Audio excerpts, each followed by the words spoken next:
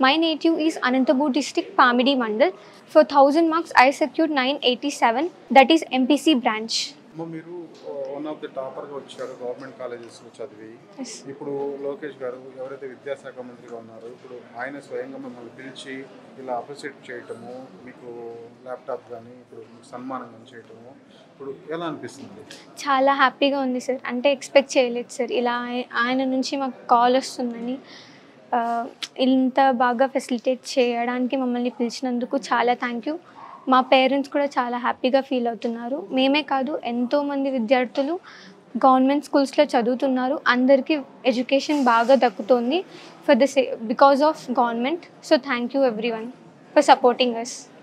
ఈ విద్యా సంవత్సరంలో ఉత్తీర్ణత శాతం గవర్నమెంట్ కాలేజెస్లో పెరిగింది కదా, ఇప్పుడు ఎట్లా కంపేర్ చేస్తారు last year?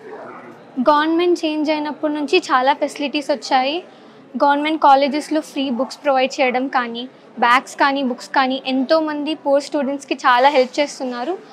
Comparing to previous government, ఈ గవర్నమెంట్ చాలా మేలు చేస్తుందని నా అభిప్రాయం. నా పేరు ఎస్ రాజేశ్వరి, మాది గుంటూరు డిస్ట్రిక్ట్. నేను జీజేసీ గర్ల్స్ కాలేజ్లో చదువుతున్నాను.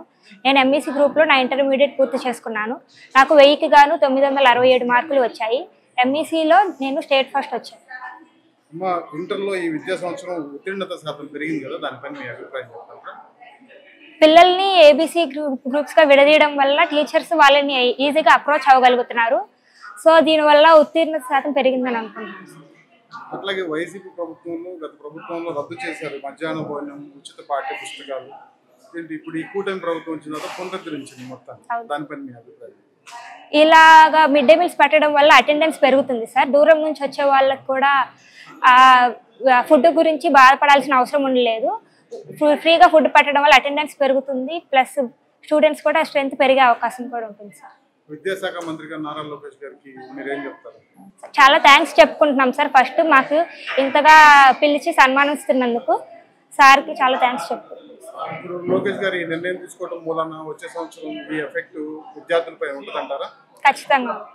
నేను తిరువురు గౌడ్ జూనియర్ కాలేజ్లో చదువుకున్నాను. నాకు 1000కి 964 మార్క్స్ వచ్చాయి. ప్రొవైడ్ చేసిన ఈ సార్ స్కీమ్స్ ప్రొవైడ్ చేయడం వల్ల సారు నారా లోకేష్ గారు చాలామందికి చాలా యూస్ఫుల్గా ఉన్నాయి.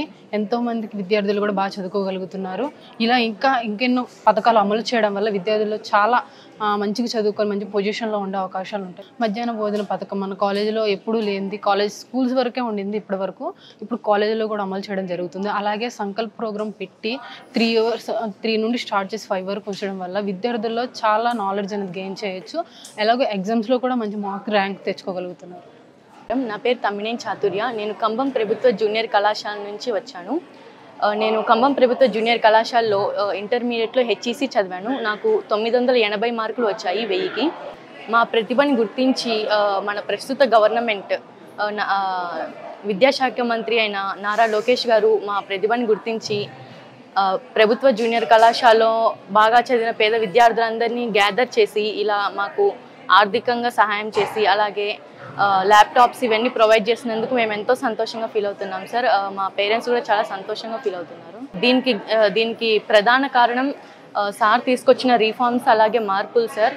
గతంలో మధ్యాహ్న బడి భోజన పథకం అనేది కేవలం స్కూల్ వరకు మాత్రమే ఉండేది. బట్ ఇప్పుడు కాలేజ్లలో కూడా దీన్ని ఇంప్లిమెంట్ చేయడం వల్ల ఉత్తీర్ణత శాతం కూడా పెరిగి స్టూడెంట్స్ కూడా కాలేజ్కి రెగ్యులర్గా రావడం, అలాగే సంకల్ప్ 2025 అనే ఒక యాక్షన్ ప్లాన్ని ప్రొవైడ్ చేయడం, స్టూడెంట్స్ ప్రతిభను వాళ్ళ కెపాసిటీని బట్టి ఏబీసీ గ్రూప్స్గా డివైడ్ చేసి బీసీ గ్రూప్ వాళ్ళకి స్టడీ మెటీరియల్ని ప్రొవైడ్ చేసి, సో ఇలాంటి రీఫార్మ్స్ అండ్ మార్పుల వల్ల పిల్లలు కూడా స్టూడెంట్స్ కూడా బాగా చదువుకొని మంచిగా పాస్ అయ్యారు సార్.